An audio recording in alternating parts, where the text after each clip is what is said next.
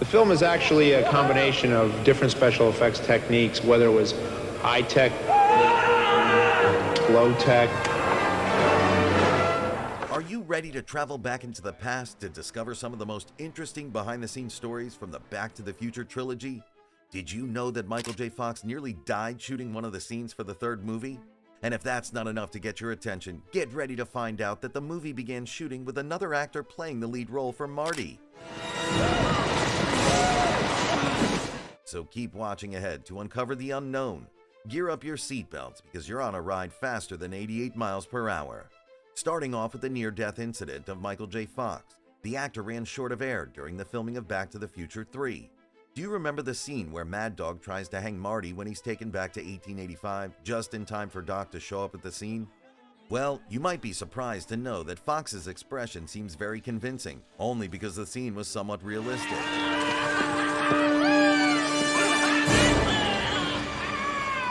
The hanging rope actually started cutting off the actor's air. Oops. The actor told in an interview how he swung nearly unconscious till the filmmaker Bob Zemeckis realized that even Fox was not that good of an actor and that something was seriously wrong. Thankfully for us, the actor did not get seriously injured. And while we're on the topic of the film's main character, Marty McFly, did you know that he initially had a completely different face?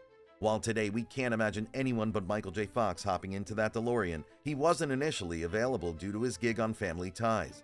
So instead, Eric Stoltz, known to many as Vincent Vega's heroin dealer in Pulp Fiction, was cast as the backup. After 6 weeks of filming, the producers hit the brakes, realizing Stoltz wasn't the Marty they envisioned. Lucky for us, the timing lined up perfectly. Michael J. Fox stepped in, juggling both the TV show and the movie, and the rest is time-traveling history. And boom! Good one. One more, Dan. And here comes some more deets about the initial casting decisions. Can you imagine anyone other than Christopher Lloyd in the role of Doc Brown? Certainly not. But here's what you didn't know. Lloyd wasn't the only actor the casting crew had in mind for the role. They considered actors like Dudley Moore, John Lithgow, and Jeff Goldblum to play the part. But none of them could match the energy that Lloyd brought to the table. He gave Doc's character a crazy energy, an all-over-the-place mental state, and some incredible scenes. And we can safely say that none of the other actors could have achieved this. Now here's some juicy tidbits. Ever notice Doc Brown's iconic hunch? While it might scream mad scientist, there's more to it than meets the eye. The real reason? It's all about the height difference. Christopher Lloyd, our beloved Doc, has a height of 6'1", while Michael J. Fox stands at 5'4½". Now, this made things tricky for the filmmakers because both were difficult to capture in close-up shots. So to get them both in the frame, the hunch was born. Now that's some clever filmmaking. Guess what? Back to the Future seems like the perfect movie series, one that no one could resist watching. But in reality, the script was rejected 44 times before being accepted. You heard that right. Nearly every major studio wanted nothing to do with it. Disney even went as far as to call it an indecent story for showing a mother falling for her son. Who could have imagined that a movie we consider a classic would be turned down so badly?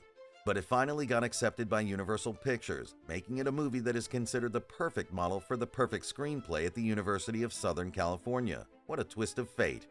But you might wonder where the idea of such a story came from, especially during a time when such technological advancement was out of the question. The answer to this might come as a shock, so get ready. Screenwriter Bob Gale got the idea from his father's yearbook. One day, he was flipping through his dad's yearbook and started thinking, would he and his dad have been friends if they were in high school together? This simple thought sparked a big idea. What if he could actually travel back in time to find out? From this light bulb moment, the iconic Back to the Future was born. And guess what? If time machines were real, Gale's first trip, going back to see if he'd be buddies with teenage dad. But can you even imagine the movie with a totally different name? It's like the entire essence of the movie would change. And something like that nearly happened.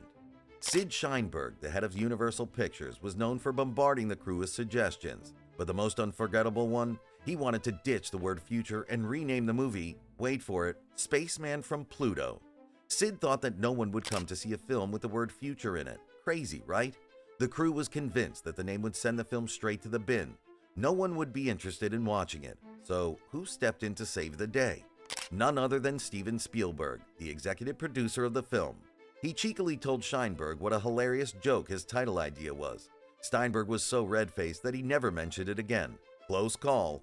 Here's a fun fact. Back to the Future Part 2 and Part 3 were filmed back to back. That's right, the team didn't take a breather between the two. This smart move not only helped maintain that smooth continuity we love, but also allowed the filmmakers to swiftly bring the next installment to eager fans. It's like they had their own time machine, zipping from one film to the next without missing a beat. Get ready for a shocker. Did you know that the ending of the first movie was not what was initially written in the script? In fact, it was changed during the later parts of production. Get this, Marty was originally supposed to get back to 1985 through, hold it, a nuclear explosion. But then there were some problems along the way. The producers thought this would be too expensive to shoot, so they chose to use a lightning strike to get Marty back to 1985. What do you think would have been better? And when we go behind the camera, you might wonder how the actress Lea Thompson transformed into an old lady as Lorraine McFly. Well, it was no easy task because her makeup took over 3 hours. Lea was 23 when she had to play the part of a 47-year-old woman with no digital magic at the time to transform her with a click. So then how did she do it? With a lengthy 3-hour makeup session for every shoot. And get this, once after a long day on set, she decided to head home still wearing the makeup. And as a result, her own mom got the shock of her life seeing her young daughter age 2 decades in a day.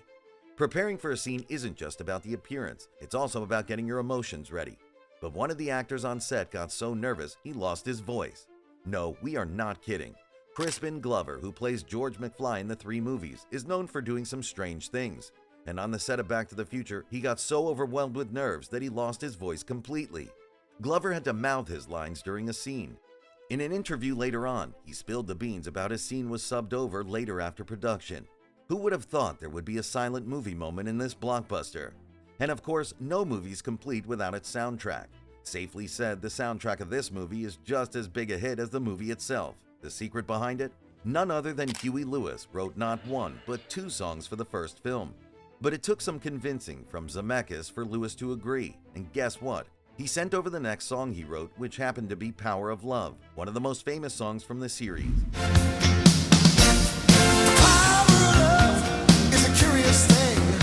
But Huey's part did not end there.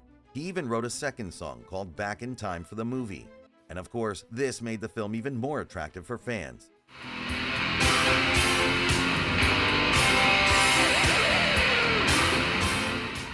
Now, get ready for some exciting information. Movie jokes and politics are not always a good mix, right? But wait, Back to the Future pulled off a memorable one about none other than President Reagan, suggesting the absurdity of him being in the Oval Office since he was once just an actor. But instead of getting angry, he had a big laugh.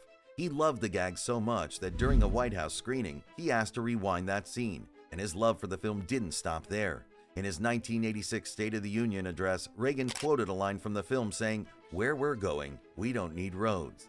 A time of rousing wonder and heroic achievement. As they said in the film, Back to the Future, where we're going, we don't need roads. Now that's a president with a sense of humor and an appreciation for a classic.